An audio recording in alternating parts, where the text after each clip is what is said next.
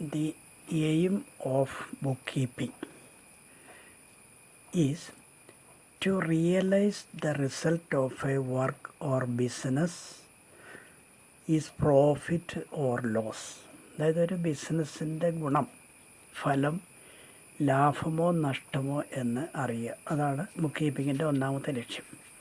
ഇനി രണ്ടാമത്തെ ലക്ഷ്യം ടു റിയലൈസ് ദ വെൽത്ത് ബ്രാക്കറ്റിൽ asset on A particular date. അപ്പോൾ ഇത് വെൽത്ത് എന്ന് പറഞ്ഞാൽ നമ്മുടെ സ്വത്തുക്കളെയാണ്. സ്വത്തുക്കളെ ആണ് നമ്മൾ അക്കൗണ്ടൻസിയിലെ അസറ്റ് എന്ന് വിളിക്കുന്നത്. ഉദാഹരണത്തിന് cash in hand, cash at bank, land and buildings, plant and machinery, household utensils, പലതരത്തിലുള്ള സ്റ്റോക്കുകൾ, ഇതെല്ലാം നമ്മുടെ സ്വത്തുക്കളാണ്. അപ്പോൾ ഈ സ്വത്തുക്കളെല്ലാം എത്രയുണ്ടെന്ന് അറിയുക. ഈ രണ്ട് കാര്യങ്ങളാണ് അക്കൗണ്ടിങ്ങിൽ ഉള്ളത്. ഇനി മൂന്നാമതുള്ളത് ടു റിയലൈസ് ദ ഡെറ്റ്.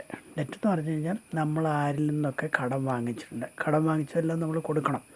അപ്പോൾ ആരിൽ നിന്നെല്ലാം കടം വാങ്ങിച്ചിട്ടുണ്ട്, അപ്പം അതിന് നമ്മൾ ലയബിലിറ്റി എന്നാണ് പറയുന്നത്. ബാധ്യതകൾ ആരെങ്കിലും ആയിട്ടുണ്ടോ, ബാങ്കിൽ നിന്ന് ലോൺ എടുത്തിട്ടുണ്ടോ, അല്ലെങ്കിൽ ഏതെങ്കിലും വ്യക്തികളുടെ കയ്യിൽ നിന്ന് ലോൺ എടുത്തിട്ടുണ്ടോ, അപ്പോൾ ഇതിനെല്ലാം റെക്കോർഡുകൾ നമ്മൾ എഴുതി വെക്കണം. അപ്പോൾ ഇതാണ് അതിൻ്റെ അകത്ത് ഉദ്ദേശിക്കുന്നത്. ബിസിനസ് ആകുമ്പോൾ നമുക്ക് പലതരത്തിലുള്ള വായ്പകളൊക്കെ നമുക്ക് വാങ്ങേണ്ടി വരും.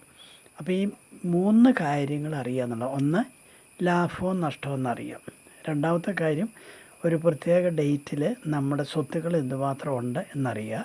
മൂന്നാമത്തേത്, നമ്മുടെ ബാധ്യത എന്തുമാത്രം ഉണ്ടെന്ന് അറിയുക. അപ്പോൾ ഈ മൂന്ന് കാര്യങ്ങളാണ് നമ്മൾ ഈ ബുക്കുകൾ എഴുതി സൂക്ഷിക്കുന്നതുകൊണ്ട് നമുക്ക് സാധ്യമാകുന്നത്. ഇനി മറ്റൊരു കാര്യമുള്ളത്, നമ്മൾ ഒന്നാമത്തെ പാർട്ടിൽ പറഞ്ഞിരുന്നത് ഈ അക്കൗണ്ട് എന്താണ്, അക്കൗണ്ടിൻ്റെ ഒരു രീതിയാണ്. അത് പൊതുവായിട്ടുള്ളൊരു അറിവെന്ന് മാത്രമേ ഉള്ളൂ. അതിനെപ്പറ്റി എല്ലാം വിശദമായ പഠനങ്ങൾ ഇനി വരും ക്ലാസ്സുകളിലൊക്കെ ഉണ്ടായിരിക്കും.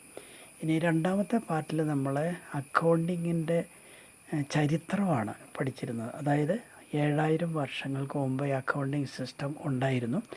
അതിങ്ങനെ കാലങ്ങൾ മാറി വരുന്നതിനനുസരിച്ച് ഭാഗികമായ ചില മാറ്റങ്ങളൊക്കെ വന്നിട്ടുണ്ട്. ഏതായാലും അക്കൗണ്ടിങ് സയൻസ് എന്ന് പറയുന്ന ഒന്ന് നിലവിലുണ്ടായിരുന്നു.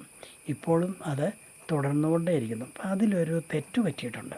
അതായത് നളന്ദ സർവകലാശാലയുടെ പുനർനിർമ്മാണത്തിനായി 1750 കോടി രൂപയാണ് കേന്ദ്ര ഗവൺമെൻറ് വകയിരുത്തിയിരിക്കുന്നത്. അത് അങ്ങനെ ആ തെറ്റൊന്ന് തിരുത്തി കുറിക്കണം. ഇനി നിങ്ങൾക്ക് ഈ പറയുന്ന കാര്യങ്ങളെല്ലാം ഇഷ്ടപ്പെട്ടു എന്ന് വിചാരിക്കുന്നു. ഇനി ഇഷ്ടപ്പെട്ടെങ്കിൽ നിങ്ങൾ ലൈക്ക് ചെയ്യുക, അതുപോലെ തന്നെ നിങ്ങളുടെ സുഹൃത്തുക്കളുമായിട്ട് ഷെയർ ചെയ്യുക, അതുപോലെ തന്നെ സബ്സ്ക്രൈബ് ചെയ്യാനും മറക്കരുത്.